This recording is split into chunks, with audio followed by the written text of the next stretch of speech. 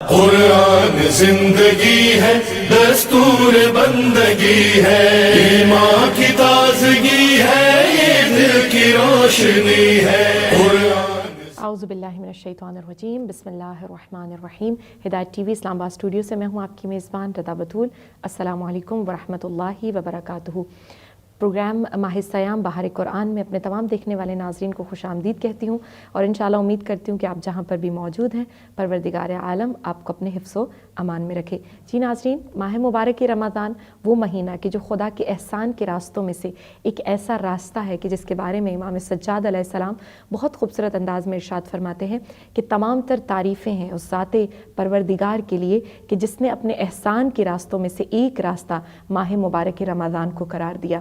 اور واقعاً یہ رب کا ہم پر احسان ہے کہ رب ذوالجلال نے اپنے گزرتے ہوئے مہینوں، گزرتے ہوئے لمحات میں کچھ ایسی ساعتیں، کچھ ایسے موقع اور کچھ ایسے ایام ہمارے لیے اتنے خاص کر دیے ہیں کہ جس میں انسان من عرف نفسہ فقد عرف ربہ، کہ اپنے نفس کو بھی پہچان سکتا ہے اور اس سے اپنے خدا کی معرفت کو بھی حاصل کر سکتا ہے۔ اور وہ بہترین وقت، وہ بہترین اوقات اور بہترین مہینہ جو ہے وہ ماہ مبارک رمضان ہے، اور ایک ایسا مہینہ کہ جس میں ہم قرآن کی بہاروں کو سمیٹتے ہیں اور کوشش کرتے ہیں کہ قرآن سے متمسک ہو جائیں، قرآن سے جڑ جائیں، اور ساتھ ساتھ جان سکیں کہ یہ قرآن ہمارے بارے میں کن احکامات کو بیان کر رہا ہے۔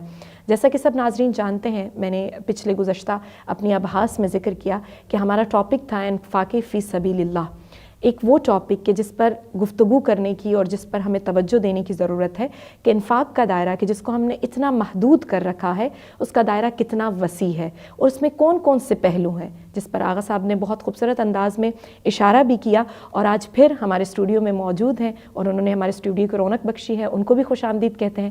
السلام علیکم۔ وعلیکم السلام ورحمۃ اللہ وبرکاتہ۔ بہت شکریہ، بہت شکریہ آغا صاحب۔ آغا محمد اعجاز نگری صاحب کو بہت ہی خوش آمدید کہیں گے اسٹوڈیو میں، اور ان کی لیے خداوند متعال کی بارگاہ میں دعا گو بھی ہیں کہ اتنا خوبصورت علم، اتنا خوبصورت معرفت بھرے پہلوؤں سے ہمیں انہوں نے روشناس کروایا، انفاق فی سبیل اللہ کے بارے میں بیان کیا، اور سورہ آل عمران کی آیت نمبر 92 پر روشنی ڈالی کہ وہ آیت کہ جس میں اللہ رب العزت کہہ رہا ہے کہ تم انفاق کرو، لوگوں میں بانٹو اپنے اس مال کو کہ جو پاک و پاکیزہ اور طاہر ہے، جس کو تم پسند کرتے ہو اس چیز کو دو کہ جس کو تم اپنے لیے چنتے ہو، جس کے لیے تم اپنے لیے اس چیز کا انتخاب کرتے ہو۔ تو یہاں پر اب سوال آغا صاحب جو میں آپ کی خدمت میں کرنا چاہ رہی تھی وہ یہ تھا کہ جس مال کو، جس چیز کو ہم اپنے لیے پسند کرتے ہیں اور اسی کا انفاق بھی کرنا چاہیے، ہمیں معاشرے میں اس کی بہترین مثال اہل بیت علیہ السلام نظر آتے ہیں، وہ ہستیاں کہ جنہوں نے خود بھوک پیاس کو برداشت کیا لیکن اپنے دور میں اور اپنے گزرتے ہوئے لمحوں میں کبھی کسی کو بھوکا اور پیاسا نہیں رہنے دیا، اور اپنی محبوب چیز کو اللہ کی بارگاہ میں انفاق کیا ہے اور فی سبیل اللہ کی راہ میں اس کو بھیجا ہے۔ تو آقا صاحب اس پہ آپ کیا کہنا چاہیں گے؟ بسم اللہ الرحمن الرحیم۔ جیسا کہ گزشتہ گفتگو میں یہ بات ہو گئی تھی کہ اللہ تعالیٰ نے انسانوں کو یہ حکم دیا ہے کہ جو چیز وہ پسند کرتے ہیں انہی میں سے انفاق کریں۔ بالکل۔ اہل بیت اطہار علیہم السلام تو مفسر قرآن ہے، مبین قرآن ہے، قرآن ان کے گھر میں نازل ہوا ہے، لیکن جو اہل بیت اطہار علیہم السلام کے در واقع خدمت گزار تھے، ان کے ساتھی تھے، ان کے صحابی تھے، سبحان اللہ، انہوں نے بھی یعنی عملاً قرآن پر عمل کرتے ہوئے دکھا دیا ہے۔ بے شک بے شک۔ جب یہ آیت نازل ہو گئی، فرماتے ہیں کہ یہ آیت نازل ہونے سے پہلے وہ کچھ لوگ جب انفاق کرتے تھے تو گزشتہ درس میں ہم نے جو کہا کہ مطلب جو خود کو پسند نہیں ہے انہی چیزوں کے لوگ انفاق کرتے ہیں، تو ان میں سے مدینے میں ایک شخص تھا جو فروٹ کا کاروبار کرتا تھا، تو وہ معمولاً جو فروٹ آخر میں پھل رہ جاتے ہیں گلا سڑا انہی کو وہ انفاق کرتے تھے۔ یہ پھر یہ آیت نازل ہو گئی کہ لن تنالوا البر حتی تنفقوا مما تحبون، کہ جب تک تم اپنے پسند کی چیزوں کو انفاق نہیں کرو گے تب تک نیکی کے اس درجے تک فائز نہیں پہنچ سکتے۔ اس کے بعد جب پتہ چلا، اصحاب کو پتہ چلا، پیغمبر اکرم صلی اللہ علیہ وآلہ وسلم نے اس آیت کی تلاوت کی، تو پھر اصحاب نے بھی یعنی مطلب جو پسندیدہ چیزیں ہیں انہی میں سے انفاق کرنا شروع کر دیا۔ ان میں سے ایک ابو طلحہ انصاری ہیں، مدینے میں ان کا بہت ہی مطلب بہترین باغ تھا جس میں کھجور کے درخت لگے تھے، خوش آب و ہوا تھا، پانی بھی تھا، لوگ ان کے دوست بھی وہاں پہ ٹائم گزارنے کے لیے، پاس کرنے کے لیے، مطلب ایک تفریحی گویا علاقہ تھا، تو وہاں وہ لوگ تشریف لے کے جاتے تھے۔ حضور پاک صلی اللہ علیہ وآلہ وسلم بھی کبھی جا کے ابو طلحہ انصاری کے اس باغ میں تشریف لے کر جاتے تھے۔ ماشاءاللہ۔ جب یہ آیت نازل ہو گئی تو ابو طلحہ انصاری حضور پاک صلی اللہ علیہ وآلہ وسلم کے خدمت میں حاضر ہو گئے، اور انہوں نے کہا یا رسول اللہ، آپ نے جس آیت کی تلاوت کی ہے اس کے بعد میں نے سوچا کہ میں کس چیز کو سب سے زیادہ میں پسند کرتا ہوں تاکہ میں وہ انفاق کر سکوں اور اللہ تعالیٰ کے نزدیک وہ مقام میں حاصل کر سکوں۔ میں نے سوچا لیکن میرے پاس سب سے پیارا جو مال ہے وہ یہی باغ ہے، اور میں چاہتا ہوں کہ در واقع یہ باغ میں انفاق کر دوں، فقیر فقراء کے لیے میں انفاق کر دوں، وقف کر دوں۔ لیکن رسول پاک صلی اللہ علیہ وآلہ وسلم نے یہ تجویز دیا کہ آپ اپنے مطلب رشتہ داروں کے لیے، جو اقربا ہیں، جو آپ کے نزدیک ہیں، آپ کے شجرہ نسب سے ملتے جلتے ہیں، ان کے لیے آپ انفاق کر دیں۔ لیکن انہوں نے انفاق کر دیا۔ ابو ذر غفاری پیغمبر اسلام صلی اللہ علیہ وآلہ وسلم کے وہ عزیز صحابی جن کے بارے میں آیا ہے کہ ایک دن ان کے ہاں مہمان چلے گئے، تو ابو ذر غفاری رحمۃ اللہ علیہ کسی کام میں وہ مصروف تھے، مشغول تھے، اپنے دوستوں سے چونکہ احباب تھے تو کوئی ایسا مطلب تعارف نہیں تھا، تو انہوں نے کہا کہ آپ خود یہاں سے ایک اونٹ نہر کریں، ذبح کریں، خود آپ کھانے کا بندوبست کر لیں۔ تو ان کے ساتھیوں نے ایک اونٹ ان میں سے چن لیا جو بہت ہی کمزور تھا۔ اچھا۔ ہاں، تو بعد میں جب ابو ذر کھانا جب وہ کھا رہے تھے یا فارغ ہو گئے تھے، ابو ذر غفاری جب پہنچ گئے، دیکھا کہ انہوں نے ایک کمزور اونٹ کو مطلب لاغر اونٹ کو انہوں نے چنا ہے۔ پھر پوچھا کہ آپ لوگوں نے موٹے اونٹ کو آپ نے کیوں انتخاب نہیں کیا، پسند نہیں کیا اس کمزور کو؟ تو انہوں نے کہا کہ نہیں، آپ کا ہم نے خیال رکھا کہ آپ کو بھی ضرورت ہوگی، اس لیے ہم نے اسی کو چن لیا ہے۔ تو ابو ذر غفاری رحمۃ اللہ علیہ نے فرمایا کہ جو ضرورت کا دن ہے وہ قیامت کا دن ہے، آپ لوگ میرے قیامت کو دیکھ کے وہی میرے پسندیدہ چیز کو آپ لوگ چن لیتے، انتخاب کر لیتے۔ تو یہ جی، یہ در واقع اہل بیت اطہار علیہم السلام کے پیروکاروں کا، حضور پاک صلی اللہ علیہ وآلہ وسلم کے پیروکاروں کا کردار ہے کہ ہاں اہل بیت کا۔ باقی اہل بیت کے بارے میں تو آیات نازل ہو گئی ہیں، سورہ الدہر، سورہ انسان، آیہ اطعام جو معروف اور مشہور ہے کہ وَيُطْعِمُونَ الطَّعَامَ عَلَى حُبِّهِ مِسْكِينًا وَيَتِيمًا وَأَسِيرًا إِنَّمَا نُطْعِمُكُمْ لِوَجْهِ اللَّهِ۔ سبحان اللہ۔ یعنی در واقع اہل بیت اطہار علیہم السلام کے کلام کو اللہ تعالیٰ نے آیت میں ڈھال دیا ہے، یہ کلام ان کا ہے۔ وَيُطْعِمُونَ الطَّعَامَ إِنَّمَا نُطْعِمُكُمْ، یعنی یہ اہل بیت کا یہ پیغام ہے کہ ہم اطعام کرتے ہیں، انفاق کرتے ہیں، وہ جو ہم نے تعریف کی ہے اس کے مطابق کھانے دینا بھی انفاق ہے، پانی پلانا بھی انفاق ہے، نصیحت کرنا بھی انفاق ہے۔ ایک اچھی بات اگر کہیں سے کوئی نصیحت ہم نے سنی ہے، کسی کو ہم نے منتقل کر دیا، یہ بھی انفاق ہے۔ یہ سارے انفاق ہیں جو دائرہ ابھی ہم نے بیان کیا۔ تو اہل بیت اطہار علیہم السلام، امیر المومنین علیہ السلام حضرت زہرا سلام اللہ علیہا نے جو نظر کیا، ان کا نظر جب پورا ہو گیا تو انہوں نے وعدہ وفا کرنے کے لیے روزہ رکھا، 3 دن روزہ رکھنے کا نظر کیا تھا، انہوں نے روزہ رکھا، پہلے دن، دوسرے دن، تیسرے دن، افطار کے وقت مسکینا و یتیما و اسیرا، آیت کہتی ہے کہ مسکینا آیا پہلے رات، افطار کے ٹائم آیا، اپنے لیے جو انہوں نے پکایا تھا وہ دے دیا، سبحان اللہ، یتیم آیا، اسیر آیا، تینوں راتیں افطار کے ٹائم وہ جو بھوکا تھا، جو نیازمند تھا، جو محتاج تھا، اس کو کھلایا، سبحان اللہ، خود بھوکے رہے، ان کو کھلایا، اور فرمایا کہ انما نطعمکم لوجہ اللہ، یعنی ہم نے یہ جو اطعام کیا ہے، یہ جو کھانا محتاج کو دیا ہے، یہ اللہ تعالیٰ کے سبحان اللہ خوشنودی کے لیے ہم نے دیا ہے، اللہ تعالیٰ کی رضایت کے لیے، اللہ کو خوش کرنے کے لیے۔ لا نرید منکم جزاء ولا شکورا، یعنی انسان سے انسان ہم آپ سے کوئی شکریہ نہیں چاہتے، ہم آپ سے کوئی اجر ہم نہیں چاہتے، ہم نے صرف اللہ کے لیے۔ یہاں پر جس آیہ شریفہ میں فرمایا، آپ نے بھی اشارہ کیا کہ اللہ تعالیٰ نے فرمایا لن تنالوا البر حتی تنفقوا مما تحبون، یعنی جس کو چاہتے ہو، اس آئے اطعام میں فرما رہا ہے کہ وَيُطْعِمُونَ الطَّعَامَ عَلَى حُبِّهِ، یعنی خود چاہتے ہوئے، خود کو ضرورت ہوتے ہوئے، اس کے باوجود انہوں نے کیا کیا؟ دوسرے کو انفاق کر دیا. سبحان اللہ. اپنی چاہت اور محبت کے باوجود، یعنی ضرورت کا احساس کرتے ہوئے. یعنی دقیقاً اللہ تعالیٰ نے جو فرمایا کہ اپنی چاہت کی چیز کو انفاق کرو، اہل بیت نے اسی چیز کو انہوں نے انفاق کر دیا. اور یہی اہل بیت اطہار علیہ السلام کا انفاق ہے، اہل بیت اطہار علیہ السلام کا کردار ہے کہ سورہ دہر نازل ہو گیا، سبحان اللہ، جس میں بہشتیوں کا تذکرہ ہوا ہے. جو اہل بہشت ہیں، جو ابرار ہیں، ابرار بہشتیوں کا نام ہے، ان کا تذکرہ ہوا. یہ کن فضائل کے حامل ہیں، ان کے کون کون سے خصوصیات ہیں، ان کا تذکرہ ہوا ہے. اور اللہ تعالیٰ نے جہاں کہیں پر بھی بہشت اور بہشتیوں کا تذکرہ کیا ہے، وہاں پہ حور العین کا بھی تذکرہ کیا ہے کہ یعنی بہشتی نعمتوں میں سے حور العین بھی ہیں. لیکن سورہ دہر ایک ایسا سورہ ہے کہ جس میں بہشت کے تمام نعمتوں کا تذکرہ ہوا ہے، لیکن حور العین کا تذکرہ نہیں ہوا ہے. سبحان اللہ. اچھا، تو علماء تحلیل کرتے ہیں، تجزیہ کرتے ہیں کہ کیوں یہاں پر یعنی حور العین کا تذکرہ نہیں ہوا ہے.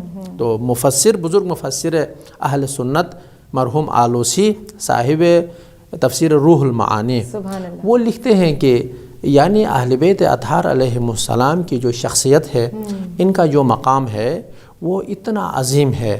بالخصوص حضرت زہرا سلام اللہ علیہا کا جو مقام ہے وہ اتنا عظیم ہے کہ اللہ تعالیٰ نے بہشتی نعمتوں کا تذکرہ کیا، لیکن حضرت زہرا سلام اللہ علیہا کا جو مقام تھا، ان کے مقام کو محفوظ رکھتے ہوئے حور العین کا تذکرہ نہیں کیا کہ بالاتر نہ ہو جائے. یہاں پر یہ روح المعانی کے مفسر کی رائے ہے کہ اہل بیت اطہار علیہ السلام نے اس طرح ان آیات پر انفاق کیا ہے. جہاں پر علم کی ضرورت تھی وہاں پر علم نشر کیا، جہاں پر نصیحت کی ضرورت تھی وہاں پہ نصیحت کی ہے، جہاں پر ثقافت کا مسئلہ تھا، لوگوں کے آداب اور رسوم، لوگ زندہ بگور کرتے تھے.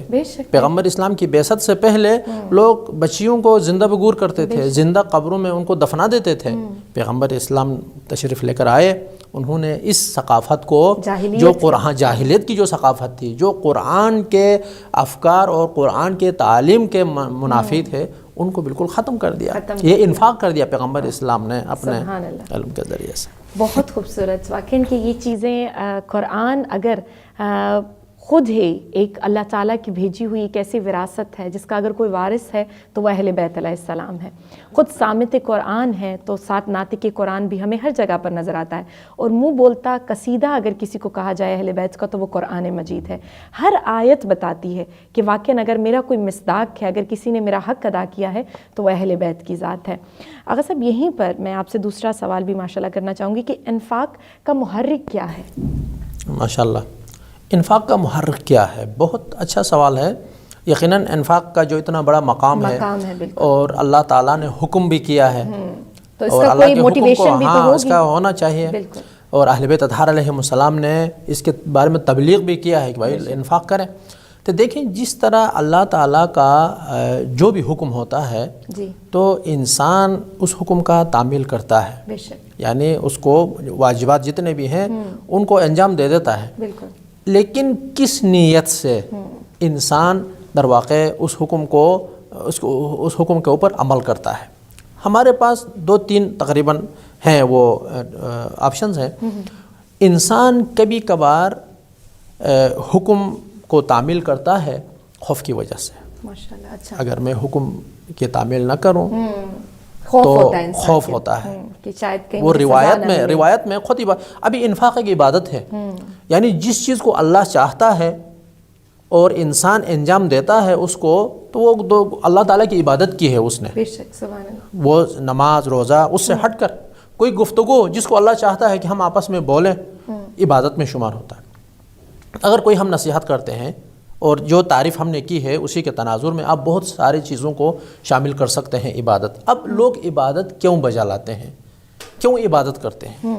روایت ہے پیغمبر اکرم صلی اللہ علیہ وسلم سے بھی منقول ہے، امیر المومنین علیہ السلام سے بھی منقول ہے کہ فرماتے ہیں کہ قوم عبد اللہ سبحانہ و تعالی خوفاً، یعنی بعض لوگ، بعض قوم ہیں وہ عبادت کرتے ہیں خوفاً، خدا کے خوف سے، فہی عبادت العبید، یہ بندوں اور غلاموں کی عبادت ہے، یہ بندوں کے غلاموں کی عبادت ہے۔ کیوں؟ غلام کی خصوصیت یہ ہے کہ وہ ڈرتا ہے اپنے آقا سے ڈرتا ہے، آقا سے ڈرتا ہے، اور جو بھی کام انجام دیتا ہے اسی خوف سے وہ کام انجام دیتا ہے کہ میرا آقا کہیں مجھے نافرمانی نہ ہو جائے، وہ خوف ہے۔ روایت کا اگلا جملہ یہ ہے کہ قوم عبد اللہ سبحانہ و تعالی طمعاً، لالچ کی وجہ سے، مطلب یہی بندہ، یہی غلام ہو سکتا ہے لالچ کی وجہ سے کرے، خوف نہ ہو اس میں، لیکن یہ لالچ ہو کہ میں اپنے آقا کی بات وہ کی تعمیل میں کروں، کیوں؟ اس لیے کہ وہ مجھے اچھے کپڑے دے، اچھا کھانا دے، مجھے نہ مارے، مجھے نہ ڈانٹے، میرا خیال رکھے، یہ طمع اور یہ لالچ ہے۔ فہی عبادت التجار، وہ تاجروں کی عبادت ہے۔ البتہ تاجر سے مراد وہ جو ہمارے تاجر ہیں ان کی عبادت، ہو سکتا ہے وہ تاجر لیکن اس کی عبادت تاجروں کی عبادت سے بہتر عبادت ہو سکتا ہے اس کی عبادت غلاموں کی عبادت ہو سکتا ہے ان کی عبادت یہ نیت پر منحصر ہے، مبنی ہے، اعمال بالنیات انما الاعمال بالنیات۔ تو ہو سکتا ہے کوئی تاجر مطلب وہ غلاموں کی عبادت کرے، ہو سکتا ہے کوئی غلام تاجروں کی عبادت کرے، لیکن تاجروں کا کام کیا ہے؟ تاجر کہتے ہیں کہ پیسہ دو مال لو، یا مال لو پیسہ دو، ایسا ہے۔ یہاں پر حضور پاک یہ لے رہے ہیں، تو یعنی اللہ تعالیٰ نے چونکہ فرمایا ہے کہ تم انفاق کرو تاکہ میں تمہیں انعام دوں گا، میں اجر دوں گا، میں بہشت دوں گا، فلان دوں گا، تو اسی طمع میں لوگ اسی لالچ میں وہ عبادت کرتے ہیں، وہ انفاق کرتے ہیں، وہ جنت کے لالچ میں۔ قوم عبد اللہ سبحانہ و تعالی حباً، بعض لوگ ایسے ہیں کہ وہ حباً، بعض روایات میں آیا ہے حرن، یعنی حباً یعنی چونکہ خدا کو یہ پسند ہے، کیونکہ لائق عبادت ہے، ہاں یہ لائق عبادت ہے، خدا کو یہ پسند ہے، اس لیے یہ لوگ انفاق کرتے ہیں، یہ لوگ عبادت کرتے ہیں، یہ اللہ کے احکام کی تعمیل کرتے ہیں۔ فہی عبادت الاحرار، فہی تلک احسن العبادہ یا افضل العبادہ، اور یہ احرار اور آزاد لوگوں کی، ادھر غلام کہا تھا اوپر، ہاں یہ آزاد، ہاں یہ بادشاہوں کی عبادت ہے اور یہ بہترین عبادت ہے۔ تو جب اہل بیت کی نگاہ کو ہم دیکھتے ہیں کہ اہل بیت نے جو انفاق کیا ہے، اہل بیت نے جو عبادت کی ہے، اگر ان کے کا جو محرک ہے وہ اگر ہم دیکھیں سبحان اللہ، تو یہ احرار اور اللہ کی خوشنودی کی، اللہ بے شک ہمیں جہنم میں بھیج دے، لیکن چونکہ خدا کو یہ پسند ہے یہ کام ہم نے کرنا ہے۔ تو یہاں پر اسی لیے امیر المومنین علیہ السلام نے فرمایا الہی ما عبدتک من خوف نارک، تمہارے مطلب جہنم کے آگ کے خوف سے میں نے تیری عبادت نہیں کی ہے، یعنی یا جنت کے لالچ میں عبادت نہیں کی ہے، بل وجدتک اہلا للعبادہ فوجدتک، میں نے لائق عبادت دیکھا اسی لیے میں نے تیری عبادت کی ہے۔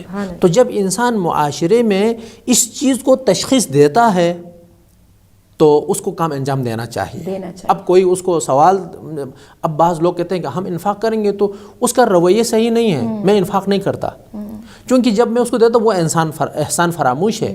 بھئی ہم نے جو اپنی ذمہ داری جو ہماری ہے، اللہ تعالیٰ نے جو مطلب ہمارے اوپر جو فرائض اللہ تعالیٰ نے فرض کیا ہے اس کو ہم نے دیکھنا ہے۔ وہ ہمیں گالی دے، وہ ہمیں شاباش دے، کوئی ہم سے خوش ہو، کوئی ہم مطلب برا بلا کہے، لیکن جو فرض و فریضہ اللہ تعالیٰ نے ہمیں دیا اس کو نبھانا ہے، باقی وہ جانے اور وہ اپنا پروردگار۔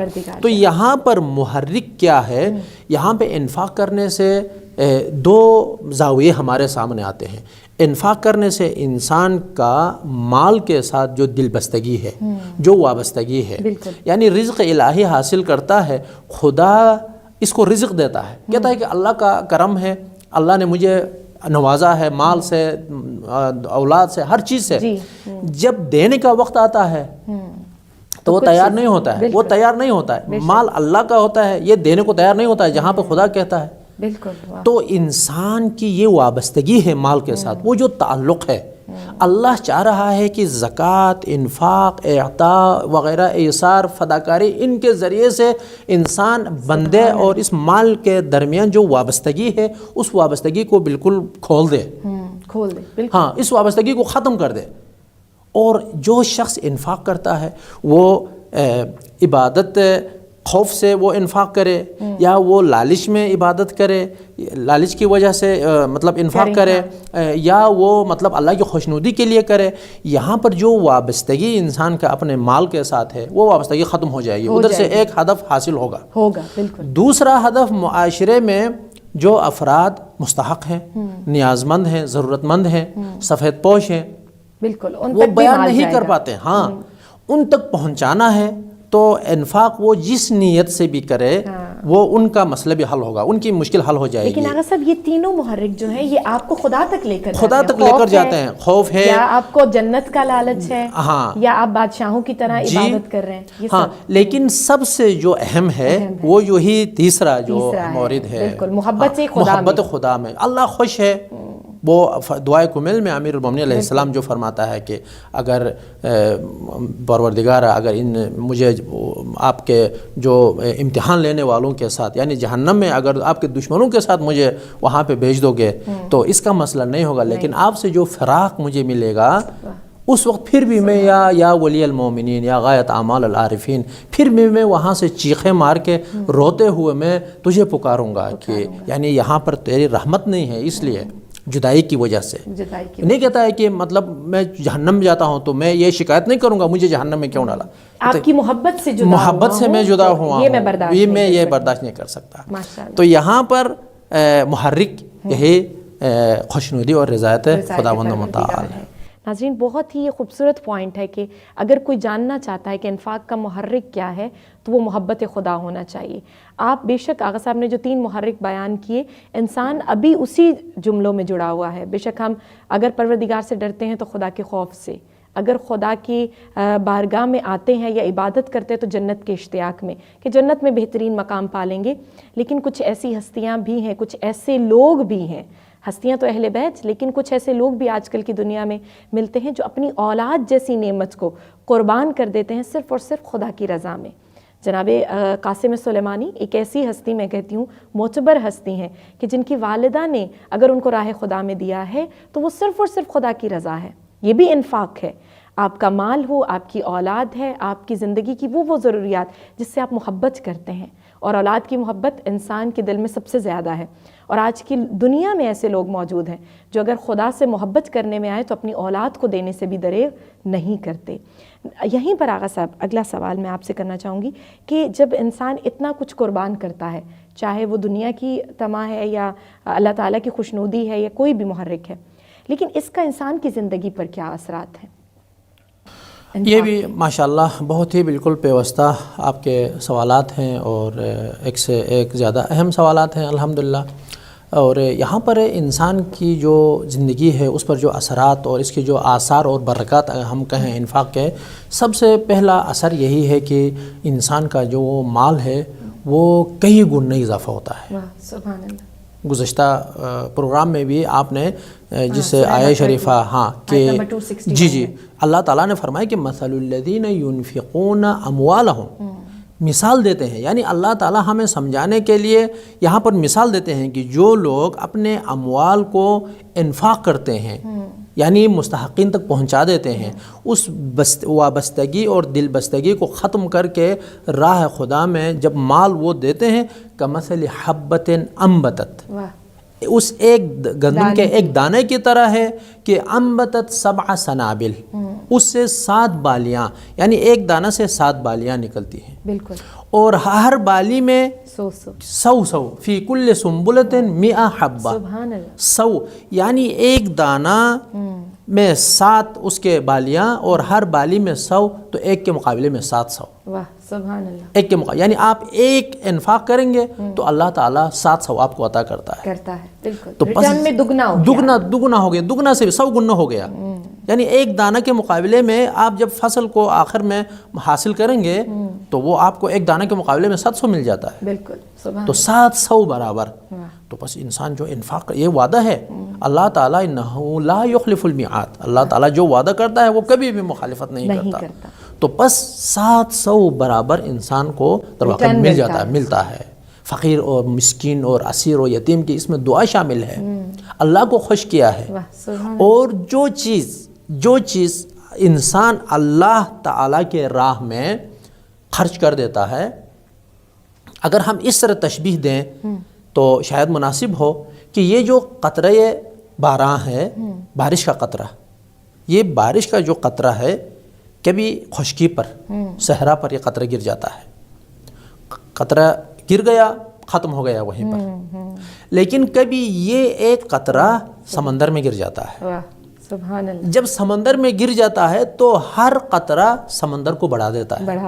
ایسے ہی ہے وہ، اور جب تک سمندر ہے یہ ایک قطرہ بھی باقی ہے. بے شک. تو جو غیر خدا کے لیے خرچ کرتا ہے وہ ختم ہو گیا، جہاں پہ خرچ کیا ختم ہو گیا. لیکن جو خدا کی راہ میں خرچ کرتا ہے، جس طرح خدا لامتناہی ہے، خدا ہمیشہ باقی ہے، انسان کا یہ انفاق ہمیشہ کے لیے باقی رہ جاتا ہے، وہ پھر ایک سمندر میں تبدیل ہو جاتا ہے. یہ انفاق کا ایک اثر جو انسان کو مادی، خود عالم مادہ میں اسی زندگی دنیا میں اس کو ملتا ہے. اس کے علاوہ جو ایک اور مورد ہے وہ اللہ تعالیٰ کی رضا ہے. وہ محرک کون سا ہونا چاہیے وہ ہم نے بتا دیا، سلیکٹ کرنا ہے. وہ جب اللہ تعالیٰ کی خوشنودی کے لیے وما تشاءون الا ان یشاء اللہ، یعنی اہل بیت اطہار علیہم السلام کے بارے میں ہے کہ یعنی یہ لوگ وہی پسند کرتے ہیں جو خدا کو پسند ہے. یعنی جو خدا کو پسند ہے وہ جب یہ کام انجام دیتے ہیں تو خدا راضی ہے. ہاں، یہ دوسرا اثر ہے. اور جو تیسرا اثر ہے وہ در حقیقت فائدہ خود انسان کو مل جاتا ہے.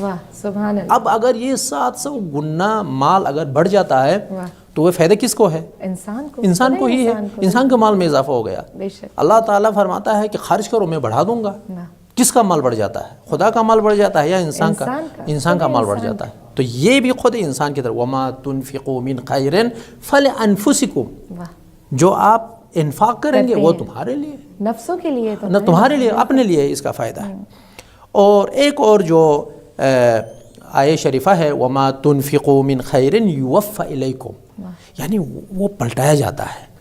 سبحان اللہ. جو خرچ کرتے ہیں وہ پلٹایا جاتا ہے. یعنی اللہ تعالیٰ نے یہ وعدہ کیا ہے، جب وعدہ کرتا ہے اللہ تعالیٰ اس پر پھر وفا بھی کرتا ہے، وعدہ وفا. اور اسی انفاق کے ذریعے سے انسان کی زندگی پر جو اثرات مترتب ہوتے ہیں وہ معاشرتی جو زندگی ہے وہ بالکل بدل جاتی ہے. بالکل ایسا. جو بھوکا ہے انفاق کرنے سے وہ اس کی جو بھوک ہے، جو پیاس ہے، جو ناداری ہے وہ ختم ہو جاتی ہے. وہ کسی کے کھانے کی طرف پھر وہ نگاہ نہیں ڈالے گا. ہاں، وہ نہیں کرے گا. اس کی طمع، لالچ ختم ہو جاتی ہے.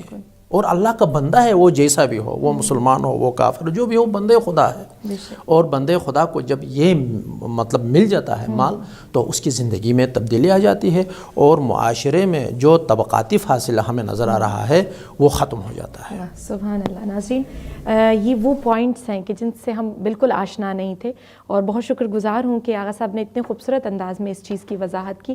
اور ساتھ ساتھ یہ بھی بتاتی چلوں کہ آغا صاحب وہ دانہ کہ جس کا ہم انفاق کرتے ہیں اس دانے میں بھی انسان کی نیت چھپی ہے. بالکل. کہ تم کس نیت سے دے رہے ہو. بالکل. کہا کہ اگر تم ایک دانہ دے رہے ہو تو تمہیں 10 گنا ملے گا، مطلب تول کے اگر تم دے رہے ہو. اور اگر تم نے 7 بالیاں دی تو 700 گنا پروردگار تمہیں لوٹا رہا ہے. اور کہا اگر تم بنا گنے بے حساب دیتے ہو تو پھر رب کی عطا بھی بے حساب ہوتی ہے. یہ تمہاری نیت پہ ڈیپینڈ کرتا ہے کہ تمہاری نیت کیسی ہے. اور کہا پیورٹی ہر چیز میں، خلوص، اخلاص سب سے زیادہ ضروری ہے. جب آپ کا انفاق ہی خدا کی محبت سے جڑا ہوا ہے، جب آپ کا انفاق ہی خدا کی رضایت سے جڑا ہوا ہے، تو واقعاً پھر وہ رب بھی وہ چیز عطا کرتا ہے کہ جو عطا کرنے کا حق ہے، جو اس نے وعدہ کیا ہے. اور آغا صاحب نے گزشتہ عباس میں بہت خوبصورت جملہ کہا تھا کہ انفاق انسان کا خدا سے معاملہ ہے.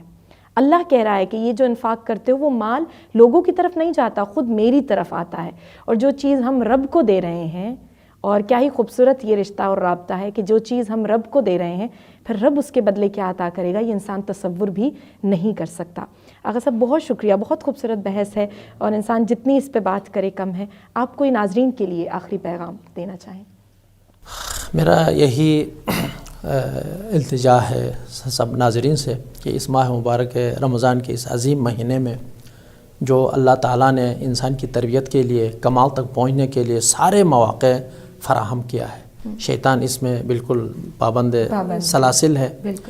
آپ کی جو خواب اور نیند ہے وہ عبادت ہے، سبحان اللہ۔ آپ کی جو نفس اور سانسیں جو چل رہی ہیں وہ تسبیح ہے، آپ کے نیند عبادت، بہشت کے دروازے کھلے ہیں، جہنم کے راستے دروازے بند کیے گئے ہیں، اور ہر وقت آسمان سے فرشتے آواز دیتے ہیں ہے کوئی جو اللہ تعالیٰ سے وہ طلب مغفرت کرے تاکہ اللہ تعالیٰ اس کو معاف کرے، تو اس سے بڑھ کر اور کوئی موقع ہمیں نہیں مل سکتا۔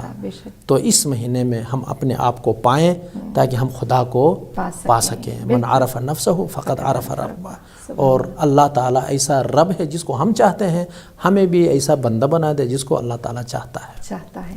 ناظرین بہت شکریہ آغا صاحب، بہت شکر گزار ہوں آپ تشریف لائیں، انشاءاللہ دوبارہ بھی ہم آپ کو زحمت دیتے رہیں گے۔ ناظرین یہیں پر وقت ہوا جاتا ہے اپنے پروگرام کے اختتام کا، انشاءاللہ ایک دفعہ دوبارہ آپ کی خدمت میں حاضر ہوں گے ایک نئے عنوان کے ساتھ۔ تب تک کے لیے آپ کی خدمت سے اجازت چاہتی ہوں۔ السلام علیکم ورحمۃ اللہ وبرکاتہ۔ قرآن زندگی ہے، دستور بندگی ہے، ایمان کی تازگی ہے، یہ دل کی روشنی ہے۔